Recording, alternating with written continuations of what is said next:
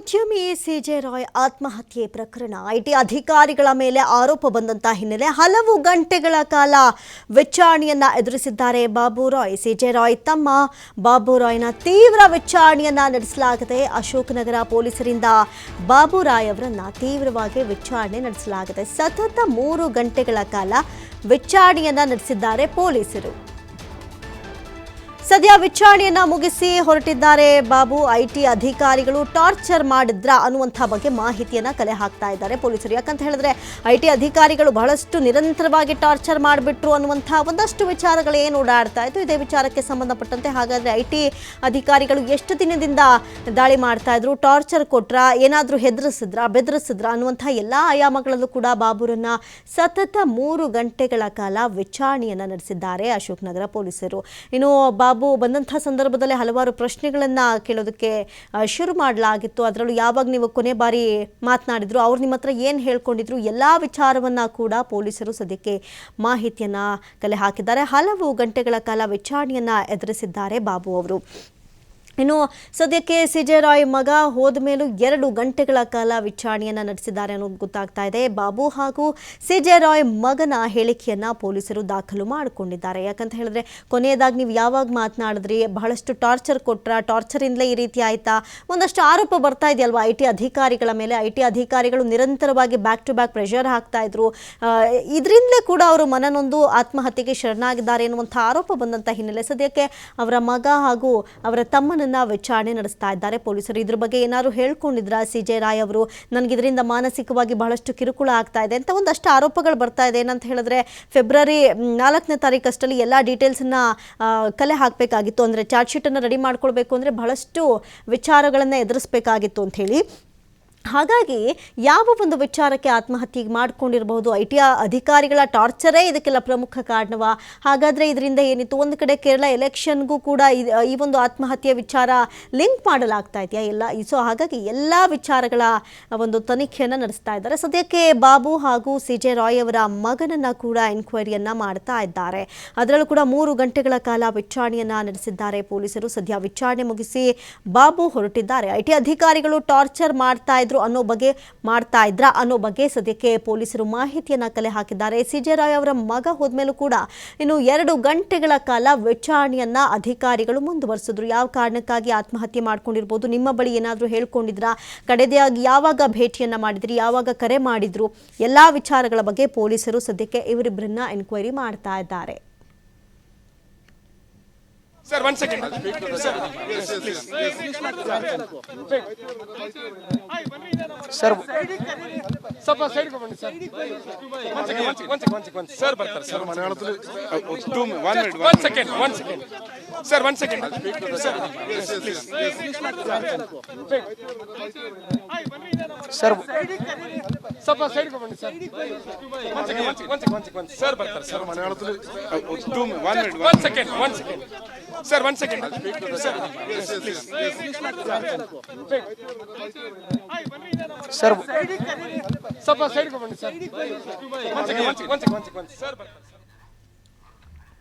ಈ ಬಗ್ಗೆ ಹೆಚ್ಚಿನ ಡೀಟೇಲ್ಸ್ ಅನ್ನ ಕೊಡ್ತಾ ಹೋಗ್ತಾರೆ. ಲೈವ್ ಅಲ್ಲಿ ಜಾಯ್ನ್ ಆಗ್ತಾ ಇದ್ದಾರೆ ಸಂತೋಷ್ ಪಟೇಲ್. ಇನ್ನು ಕೋಟಿಗಳ ಒಡೆಯ ಅಂತಲೇ ಹೇಳಬಹುದು ಉದ್ಯಮಿ. ಸದ್ಯಕ್ಕೆ ಸಿಜೆ ರಾವ್ ಆತ್ಮಹತ್ಯೆಗೆ ಒಂದು ಕಡೆ ಶರಣಾಗಿದ್ದಾರೆ. ಇನ್ನು ಅವರ ತಮ್ಮ ಹಾಗೂ ಮಗನನ್ನ ಬಹಳಷ್ಟು ವಿಚಾರಣೆಗೆ ಒಳಪಡಿಸಲಾಗಿದೆ.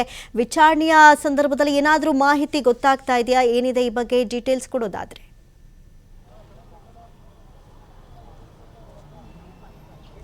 ಅಮೃತ, ಏನು ಘಟನೆಗೆ ಸಂಬಂಧಪಟ್ಟ ಹಾಗೆ ವಿಚಾರಣೆಯನ್ನು ಮಾಡ್ತಾ ಇರುವಂಥದ್ದು. ವಿಚಾರಣೆಯಲ್ಲಿ ಏನಕ್ಕೆ ಇನ್ಸಿಡೆಂಟ್ ಆಗಿರ್ಬೋದು ಅನ್ನೋ ಮಾಹಿತಿಯನ್ನು ಕೇಳಿರ್ತಾರೆ. ಆದರೆ ಯಾವಕ್ಕಾಗಿದೆ ಅನ್ನೋ ಕಾರಣ ಅವ್ರಿಗೂ ಕೂಡ ಗೊತ್ತಿರೋದಿಲ್ಲ. ಆದರೆ ಏನೆಲ್ಲ ಬೆಳವಣಿಗೆಗಳು ಆಗಿತ್ತು ಅನ್ನೋದ್ರ ಬಗ್ಗೆ ಸಂಪೂರ್ಣ ಮಾಹಿತಿಯನ್ನು ಅವರ ಮಗ ಮತ್ತು ಅವರ ತಮ್ಮ ಆಗಿರುವಂಥ ಬಾಬು ಅವರ ಬಳಿ ಮಾಹಿತಿಗಳನ್ನು ತೆಗೆದುಕೊಳ್ತಾ ಇರುವಂಥದ್ದು. ಬೆಳಗ್ಗೆಯಿಂದ ಕೂಡ ಏನು ವಿಚಾರಣೆಯನ್ನು ಅಶೋಕ್ ನಗರ ಪೊಲೀಸ್ ಠಾಣೆಯಲ್ಲಿ ಹಿರಿಯ ಅಧಿಕಾರಿಗಳು ನಡೆಸ್ತಾ ಇದ್ದಾರೆ. ಈ ಸಂದರ್ಭದಲ್ಲಿ ಈ ರಾಯ್ ಅವರ ಮೂವ್ಮೆಂಟ್ಸ್ಗಳಿರ್ಬೋದು, ಅವರ ಬಿಸ್ನೆಸ್ಗಳಿರ್ಬೋದು, ಅವರಿಗಿದ್ದ ಒತ್ತಡಗಳಿರ್ಬೋದು, ಹಣಕಾಸಿನ ಸಮಸ್ಯೆಗಳಿರ್ಬೋದು, ಇಲ್ಲ ಆದಾಯ ತೆರಿಗೆ ಅಧಿಕಾರಿಗಳು ದಾಳಿಯನ್ನು ನಡೆಸಿದ ಬಳಿಕ ಆದಂಥ ಬೆಳವಣಿಗೆಗಳಿರ್ಬೋದು. ಸೊ ಇದೆಲ್ಲದರ ನಡುವೆ ಏನಾದರೂ ಫ್ಯಾಮಿಲಿಯವರ ಜೊತೆ ಏನಾದರೂ ಆದಾಯ ತೆರಿಗೆ ಅಧಿಕಾರಿಗಳ ದಾಳಿಯ ನಂತರ ಪರಿಶೀಲನೆ ಮತ್ತು ವಿಚಾರಣೆಗೆ ಸಂಬಂಧಪಟ್ಟಾಗ ಏನಾದರೂ ಹೇಳ್ಕೊಂಡಿದ್ರಾ? ಸೊ ಎಲ್ಲ ಮಾಹಿತಿಗಳನ್ನು ಕೂಡ ಕಲೆ ಹಾಕಿರುವಂಥದ್ದು. ಯಾಕೆಂತ ಹೇಳಿದ್ರೆ ಈಗಾಗಲೇ ಅವರ ಸಹೋದರ ಬಾಬು ಏನೋ ಆದಾಯ ತೆರಿಗೆ ಅಧಿಕಾರಿಗಳ ದಾಳಿಯಿಂದಾಗಿ ಒತ್ತಡದಲ್ಲಿ ಇದ್ದೀನಿ ಅನ್ನೋದನ್ನ ಹೇಳ್ಕೊಂಡಿದ್ರು. ಆದರೆ ನಿಖರವಾಗಿ ಯಾವ ರೀತಿಯಾಗಿ ಒತ್ತಡ ಆಗ್ತಿದೆ, ಕಿರುಕುಳ ಆಗ್ತಿದೆ ಅನ್ನೋದ್ರ ಬಗ್ಗೆ ಯಾವುದೇ ಸ್ಪಷ್ಟತೆ ಮಾತ್ರ ಇರಲಿಲ್ಲ.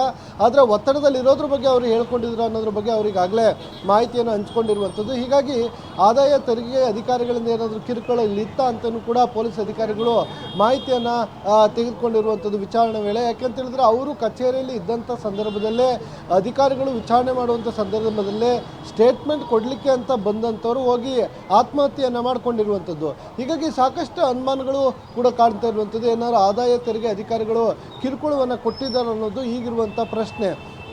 ಆದರೆ ಅದು ಪೊಲೀಸರ ತನಿಖೆಯಿಂದ ಹೊರಬರಬೇಕಾಗತ್ತೆ. ಎಂದು ಹೇಳಿ ಆದಾಯ ತೆರಿಗೆ ಅಧಿಕಾರಿಗಳು ಇವರಿಗೆ ಯಾವ ರೀತಿಯಾಗಿ ಕಿರುಕುಳವನ್ನು ಕೊಡಲಿಕ್ಕೆ ಅವಕಾಶಗಳಿರುತ್ತೆ ಅನ್ನೋದು ಇಲ್ಲಿ ಪ್ರಶ್ನೆ ಆಗುತ್ತೆ. ಒಂದು ವೇಳೆ ಇವರು ಟ್ಯಾಕ್ಸನ್ನು ಕಟ್ಟಿಲ್ಲ ಅಂದರೆ ತೆರಿಗೆಯನ್ನು ಕಟ್ಟಿ ಅಂತ ಹೇಳ್ಬೋದು, ಇಲ್ಲ ಅವರ ಆಸ್ತಿಯನ್ನು ಮುಟ್ಟುಗೋಲನ್ನು ಹಾಕೊಳ್ಳಿಕ್ಕೆ ಅವಕಾಶ ಇರ್ತದೆ. ಅದನ್ನು ಹೊರತುಪಡಿಸಿ ಬೇರೆ ಯಾವುದೇ ಕಿರುಕುಳವನ್ನು ಕೊಡಲಿಕ್ಕೆ ಆಗೋದಿಲ್ಲ. ಆದರೆ ಇವರು ಗಳಿಸುವಂಥ ಪ್ರಾಪರ್ಟಿ, ಸ್ಥಿರಾಸ್ತಿ ಇರ್ಬೋದು, ಸ್ಥಿರಾಸ್ತಿಗಳೇನಿರ್ತವೆ ಇವೆರಡನ್ನು ಕೂಡ ಇವರು ಗಳಿಸಿರುವಂಥ ಮಾರ್ಗ ಏನಿದೆ ಅದು ಬಹಳ ಮುಖ್ಯವಾಗುತ್ತೆ. ಸೊ ಇವರೇನೋ ವಾಮ ಮಾರ್ಗದಲ್ಲಿ ಇಂಥ ಆಸ್ತಿಗಳನ್ನು ಸಂಪಾದನೆಯನ್ನು ಮಾಡಿದ್ರೆ ಇದಕ್ಕೆ ಸಂಬಂಧಪಟ್ಟಾಗ ವಿಚಾರಣೆ ಮಾಡುವಂಥ ಸಂದರ್ಭದಲ್ಲಿ ದಾಖಲಾತಿಗಳನ್ನು ಕೊಡಲಿಕ್ಕಾಗದೆ, ಲೆಕ್ಕಪತ್ರಗಳನ್ನು ನೀಡಲಿಕ್ಕಾಗದೆ ಇವರು ಒತ್ತಡಕ್ಕೆ ಒಳಗಾಗಿರಬೇಕಾಗುತ್ತೆ. ಇಲ್ಲ ಅಂತ ಹೇಳಿದರೆ ಇದರಲ್ಲಿ ಯಾರಾದರೂ ಸ್ಲೀಪಿಂಗ್ ಪಾರ್ಟ್ನರ್, ಸಾಮಾನ್ಯವಾಗಿ ಉದ್ಯಮಿಗಳು ಉದ್ಯಮ ನಡೆಸುವಂಥ ಸಂದರ್ಭದಲ್ಲಿ ಸ್ಲೀಪಿಂಗ್ ಪಾರ್ಟ್ನರ್ಸ್ಗಳಾಗಿ ರಾಜಕಾರಣಿಗಳಿರ್ಬೋದು, ಸಿನಿಮಾ ಇಂಡಸ್ಟ್ರಿಯಲ್ಲಿ ಇರ್ಬೋದು, ಬೇರೆ ಬೇರೆಯವರು ಸಾಕಷ್ಟು ಜನ ಹಣ ಹೂಡಿಕೆಯನ್ನು ಮಾಡಿರ್ತಾರೆ.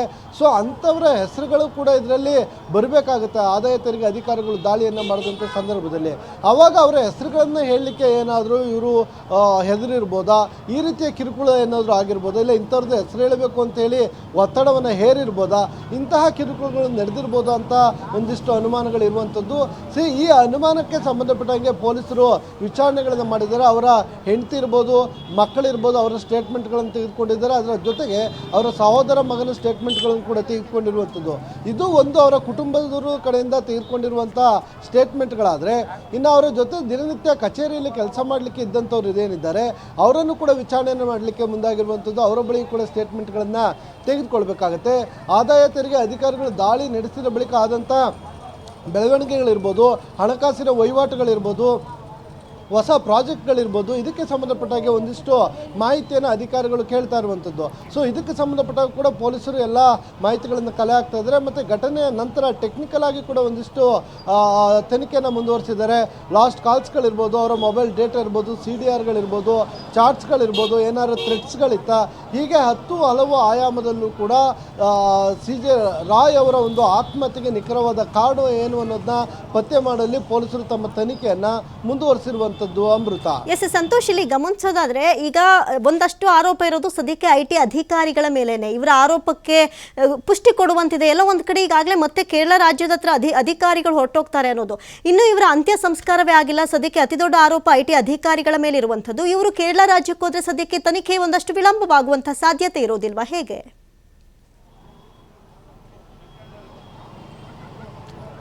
ಅಮೃತ, ಅದನ್ನು ಆ ರೀತಿಯಾಗಿ ನಾವು ವಿಮರ್ಶೆ ಮಾಡೋಕ್ಕೆ ಆಗೋದಿಲ್ಲ. IT ಅಧಿಕಾರಿಗಳು ಅವರ ಕೆಲಸವನ್ನು ಅವರು ಮಾಡ್ತಾರೆ. ಅವರನ್ನು ತಡೀಲಿಕ್ಕೆ ಇವ್ರ ಕೈಲೂ ಆಗಲ್ಲ. ಈಗಾಗಲೇ ಪೊಲೀಸರು ಅವರಿಗೆ ನೋಟಿಸನ್ನು ಜಾರಿಯನ್ನು ಮಾಡಿರ್ತಾರೆ. ನೋಟಿಸನ್ನು ಮಾಡಿ ವಿಚಾರಣೆಗೆ ಹಾಜರಾಗಿ ಅಂತ ಹೇಳಿರ್ತಾರೆ. ಮತ್ತು ಪ್ರಿಲಿಮಿನರಿ ಹೇಳಿಕೆಗಳನ್ನು ಓರಲ್ ಆಗಿ ಏನಿರುತ್ತೆ ಅದನ್ನು ಹೇಳ್ಕೊಳ್ತಾರೆ. ಆದಾಯ ತೆರಿಗೆ ಅಧಿಕಾರಿಗಳು ಕೂಡ ಅಷ್ಟೇ, ಯಾರು ಇಲ್ಲಿ ವಿಚಾರಣೆಯನ್ನು ಮಾಡಲಿಕ್ಕೆ ಬಂದಿರ್ತಾರೆ, ಸೊ ಆ ಅಧಿಕಾರಿಗಳು ತಮ್ಮ ಹೈಯರ್ ಅಥಾರಿಟಿ, ಆದಾಯ ತೆರಿಗೆ ಅಧಿಕಾರಿಗಳ ಹಿರಿಯ ಅಧಿಕಾರಿಗಳೇನಿರ್ತಾರೆ, ಸೊ ಅವರಿಗೆ ಇಡೀ ಘಟನೆಗೆ ಸಂಬಂಧಪಟ್ಟಂಗೆ ಒಂದಿಷ್ಟು ಸ್ಪಷ್ಟೀಕರಣವನ್ನು ಕೊಟ್ಟು ವರದಿಯನ್ನು ಸಲ್ಲಿಕೆಯನ್ನು ಮಾಡಬೇಕಾಗುತ್ತೆ. ಅದನ್ನು ಕೂಡ ಮಾಡಿರ್ತಾರೆ. ಸೊ ಇಂತಹ ಉದ್ಯಮಿಗೆ ಸಂಬಂಧಪಟ್ಟ ಹಾಗೆ ವಿಚಾರಣೆಯನ್ನು ಮಾಡಲಿಕ್ಕೆ ಬಂದಂಥ ಸಂದರ್ಭದಲ್ಲಿ ಆತ ಆತ್ಮಹತ್ಯೆಯನ್ನು ಮಾಡಿಕೊಂಡಿದ್ದಾನೆ ಅನ್ನೋದು ಘಟನೆ ಏನಾಗುತ್ತೆ, ಎಲ್ಲಾಯಿತು, ಯಾವಾಗಾಯಿತು, ಎಷ್ಟು ಗಂಟೆಗಾಯಿತು, ಎಷ್ಟು ದಿನಗಳಿಂದ ಅವರು ಇಲ್ಲಿ ವಿಚಾರಣೆಯನ್ನು ನಡೆಸ್ತಾ ಇದ್ರು. ಸೊ ಇವೆಲ್ಲ ಮಾಹಿತಿಗಳನ್ನು ಇಲ್ಲಿದ್ದಂಥ ಏನು ಆದಾಯ ತೆರಿಗೆ ಅಧಿಕಾರಿಗಳು ತಮ್ಮ ಸೀನಿಯರ್ ಆಫೀಸರ್ಸ್ ಏನಿರ್ತಾರೆ ಅವರಿಗೆ ವರದಿಯನ್ನು ನೀಡುವಂಥದ್ದು, ಅಲ್ಲಿ ಮಾಹಿತಿಯನ್ನು ಕೊಡ್ತಾರೆ. ಹೀಗಾಗಿ ಯಾವುದೇ ರೀತಿಯ ತನಿಖೆ ಇದ್ದಂಥ ಸಂದರ್ಭದಲ್ಲಿ ಪೊಲೀಸರು ನೋಟಿಸನ್ನು ಕೊಟ್ಟರೆ ಸೊ ಆ ತನಿಖೆಗೆ ಇವರು ಯಾವಾಗಲೂ ಸಹಕಾರವನ್ನು ಕೊಡಬೇಕಾಗತ್ತೆ, ಅದನ್ನು ಕೊಡುತ್ತೆ. ಅವರು ಕೇರಳಕ್ಕಾದರೂ ಹೋಗಲಿ, ದೆಹಲಿಗಾದರೂ ಹೋಗಲಿ, ಇವರು ನೋಟಿಸ್ ಕೊಟ್ಟಂಥ ಸಂದರ್ಭದಲ್ಲಿ ಯಾರು ಅಧಿಕಾರಿಗಳು ಇಲ್ಲಿ ವಿಚಾರಣೆಗೆ ಬಂದಿದ್ರು ಅವರೆಲ್ಲರೂ ಕೂಡ ಪೊಲೀಸರ ಮುಂದೆ ಹಾಜರಾಗಿ ಸ್ಟೇಟ್ಮೆಂಟ್ಗಳನ್ನು ಕೊಡಬೇಕಾಗತ್ತೆ. ಸೊ ಹೀಗಾಗಿ ಸದ್ಯಕ್ಕೆ ಆದಾಯ ತೆರಿಗೆ ಅಧಿಕಾರಿಗಳು ನಮ್ಮ ಕೆಲಸವನ್ನು ನಾವು ಮಾಡಲಿಕ್ಕೆ ಬಂದಿದ್ವಿ. ಹಿಂದೆ ದಾಳಿಯಾಗಿತ್ತು, ಒಂದು ರೂಮ್ ದಾಖಲಾತಿ ಇದ್ದಂಥ ರೂಮನ್ನು ಕೂಡ ನಾವು ಸೀಜ್ ಮಾಡ್ಕೊಂಡಿದ್ವಿ. ಅದಕ್ಕೆ ಸಂಬಂಧಪಟ್ಟ ಹಾಗೆ ದಾಖಲೆಗಳ ಪರಿಶೀಲನೆ ಮತ್ತು ಒಂದಿಷ್ಟು ಸ್ಟೇಟ್ಮೆಂಟ್ಗಳನ್ನು ತೆಗೆದುಕೊಳ್ಬೇಕಾಗಿತ್ತು. ಆ ಕಾರಣಕ್ಕಾಗಿ ಕಳೆದ 3 ದಿನಗಳಿಂದಲೂ ಕೂಡ ಇಲ್ಲಿ ಈ ಒಂದು ಅಧಿಕಾರಿಗಳು ಅವರ ಮನೆ ಮತ್ತು ಕಚೇರಿಯ ಮೇಲೆ ಪರಿಶೀಲನೆ ಮತ್ತು ಹೇಳಿಕೆಗಳನ್ನು ತೆಗೆದುಕೊಳ್ತಾ ಇದ್ರು. ಆ ಸಂದರ್ಭದಲ್ಲಿ ಇನ್ಸಿಡೆಂಟ್ ಆಗಿರೋ ಹಿನ್ನೆಲೆಯಲ್ಲಿ ಅವ್ರಿಗೂ ಕೂಡ ನೋಟಿಸ್ ಕೊಟ್ಟು ವಿಚಾರಣೆಗೆ ಕರೆಯುವ ಸಾಧ್ಯತೆಗಳು ಇರುವಂಥದ್ದು. ಅಮೃತ. ಥ್ಯಾಂಕ್ ಯು ಸಂತೋಷ್ ಪಟೇಲ್ ತಮ್ಮೆಲ್ಲ ಮಾಹಿತಿಗಾಗಿ.